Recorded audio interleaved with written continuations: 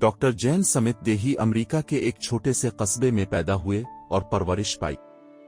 چھوٹی عمر سے ہی اس نے سائنس اور اختراع کے لیے فطری تجسس اور جذبہ دکھایا۔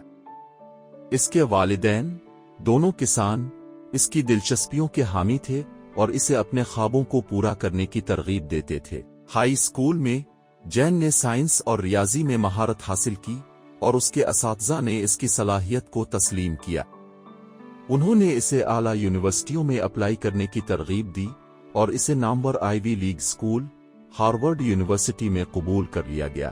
ہارورڈ میں جین نے حیاتیات اور کیمسٹری کی تعلیم حاصل کی اور قدرتی دنیا کے ساتھ اس کی دلچسپی میں اضافہ ہوا۔